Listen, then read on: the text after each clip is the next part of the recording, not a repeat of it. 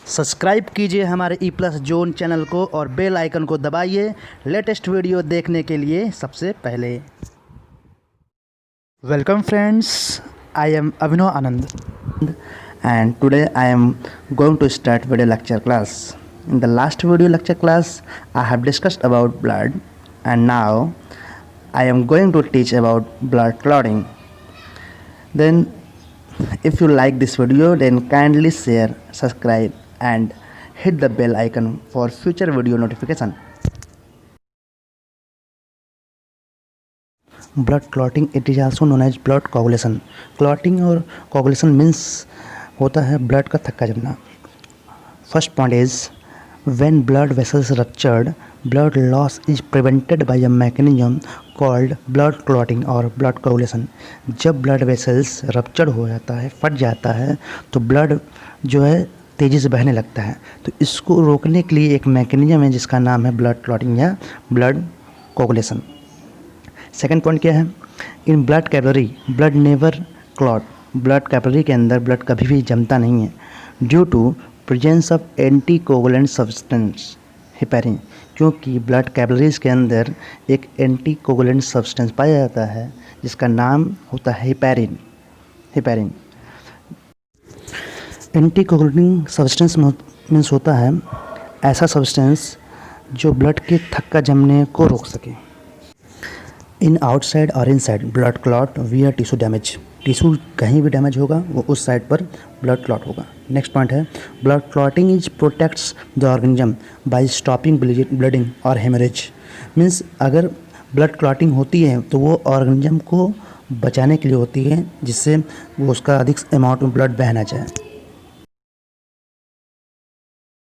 Clotting time is the time required for blood to coagulate. Means clotting time एक ऐसा time है जिसमें blood coagulate होता है।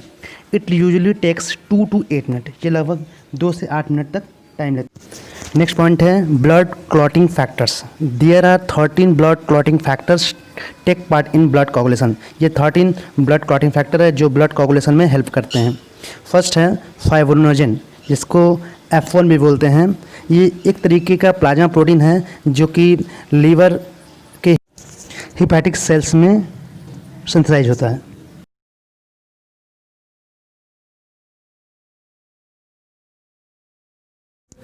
Second factor is prothrombin. It is also called F2.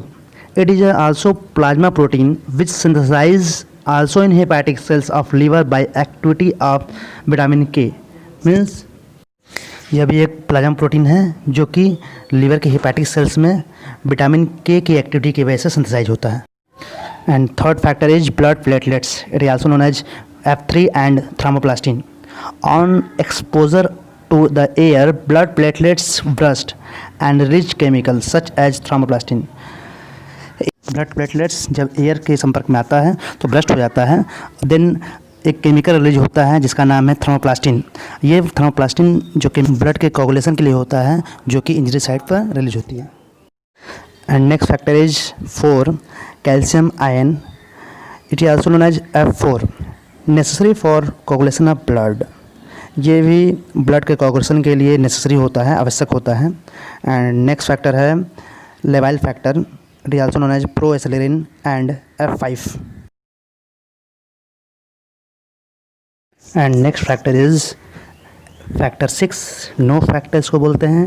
And it is also known as F6 and acceleration. Next factor is 7 SPCA and full form इसका है serum conversion accelerator. It is also known as F7। Next factor is 8 AHF। It means anti haemophilic factor. It is also known as F8। It is encoded by F8 gene. इसमें F8 gene होता है। Defects in this gene result in haemophilia A। अगर इस gene में कोई problem होता है तो उस पर्सन को हीमोफिलिया A हो जाता है। Haemophilia A is a recessive x linked coagulation disorder. ये एक तरीके का जेनेटिक डिसऑर्डर है। इसमें ब्लीडिंग होती है तो रुकती ही नहीं है। And next factor is 9 PTC plasma thromboplastin component और Christmas factor. It is also called Christmas factor.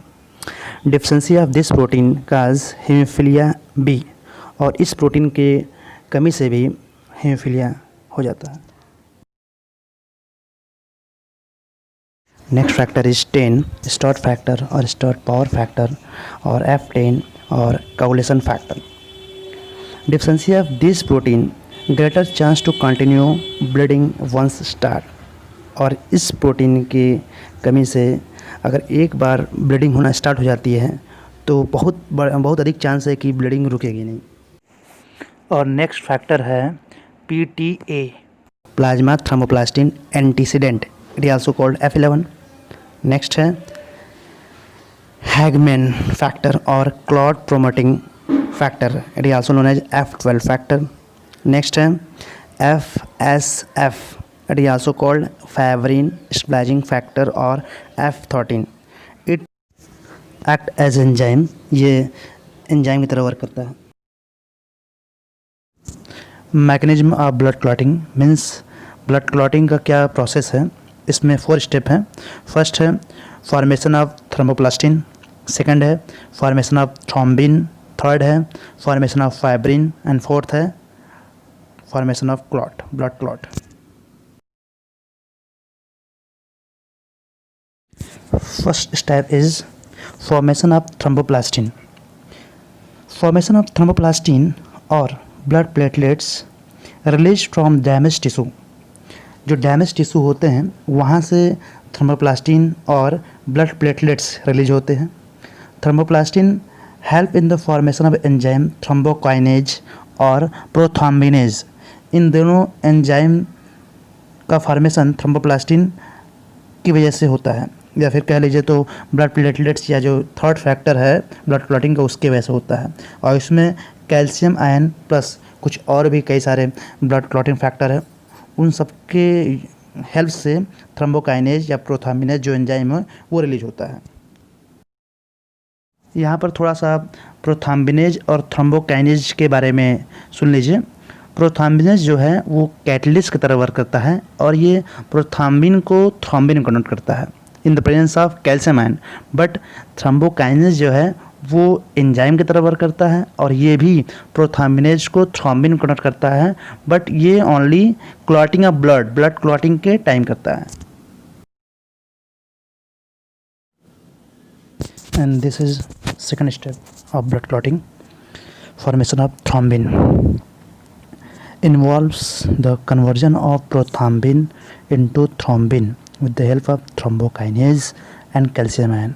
Means इसमें प्रोथ्रोम्बिन जो है वो थ्रोम्बिन में कन्वर्ट होता है थ्रोम्बोकाइनेज और कैल्शियम आयन के प्रेजेंस में। Third step is formation of fibrin.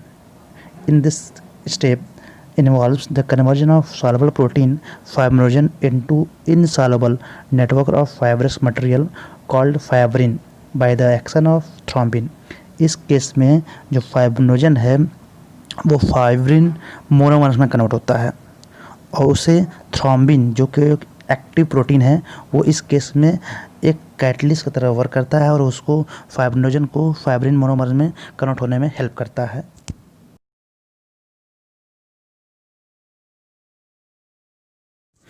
Step 4 है फॉर्मेशन ऑफ क्लॉट। इस केस में ब्लड क्लॉटिंग होती है। Formation of red solid mass called blood clot. जो फाइनली रेड सॉलिड मास बनता है उसको हम ब्लड क्लॉट कहते हैं। By trapping of blood cells particularly RBC, इसमें जो आरबीसी है वो ट्रैप कर लिया जाता है by fibrin network. Fibrin network की हेल्प से आरबीसी जो है वो ट्रैप हो जाता है जिससे वो क्लॉट हो जाता है। ये इसमें भी कैल्शियम आयन हेल्प करता है, ये पार्टिसिपेट करता है।